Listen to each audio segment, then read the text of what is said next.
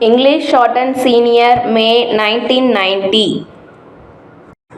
Mr. Speaker Sir, I am glad to participate in the discussion on the railway budget. We have been hearing several interesting points raised by the honorable members during the last 2 days. The honorable member who initiated the discussion from the other side made an appeal for increased allocation for the railways in the sixth five-year plan. I think this is the crux of the matter. There are so many demands made on the railways and there are so many problems that they have to face, but they cannot do so if they have not sufficient money.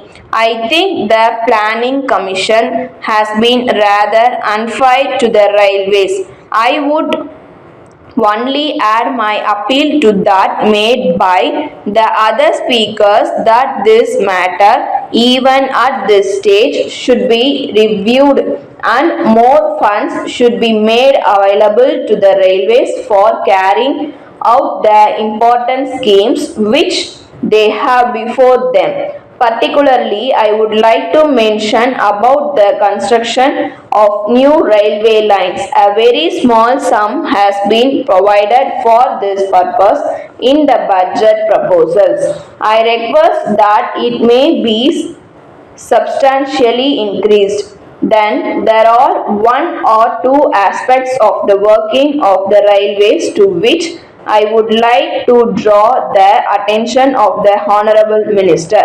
One is the matter regarding railway accidents. This is one thing which is very much agitating the minds of the people and also the members.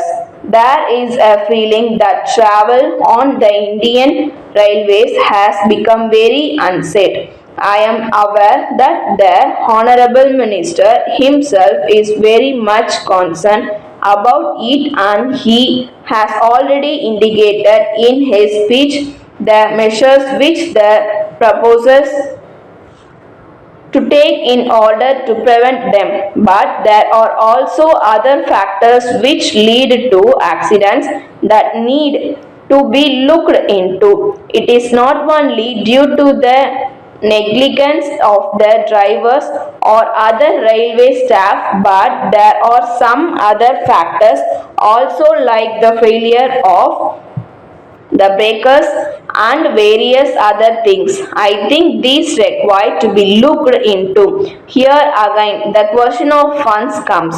I find that only a very small amount has been provided for the renewal of tracks. It was mentioned in the report that tracks required to be changed. We have not been able to do that as often as it is needed. I think this one aspect required to be examined by the Honorable Minister and more funds should be made available for this.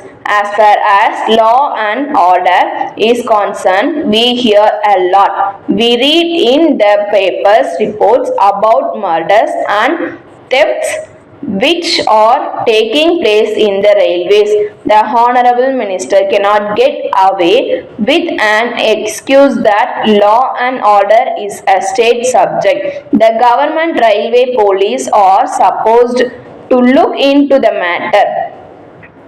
They are, of course, doing this, but I would like the Honorable Minister to do something more in this matter. I do not think the problem can be solved by merely shifting the responsibility for the safety of passengers to the state governments. No doubt, I agree that under the Constitution as it stands, law and order is a state subject, but at the same time we know that this Parliament is supreme and we can even change the constitution if necessary. My point is that something should be done in the interest of the people to see that the protection of life and property of the passengers is made a direct responsibility of the Railway Ministry. With these few words, I thank you and conclude my speech. Letter dated 1st April 1980 from Mrs. Balu and Company, Madras to Thiru K. Mani 5 Gopal Street, Madras. Dear Sir, we thank you for your letter which we have just now received. We are glad that you have decided to ask us to supply you the necessary goods for your new house in this city. We find that from your letter that you are anxious that the goods supplied should be of good quality. We hope that we shall be able to satisfy your requirements. It will be a pleasure for you to know that we have been dealing in electric goods for many years. We think you will be glad to know that if you are able to find any defect in the article supplied by us, we shall be pleased to replace it immediately. In fact, there has been no complaint from our customers.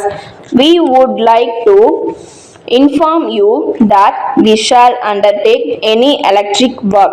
You may kindly note that it is not necessary to make any advance payment to us for this purpose. We assure you that if you can give the work to us, we shall be able to do it satisfactorily. As soon as we receive the orders from you, it will be possible for us to take necessary steps in regard to the matter.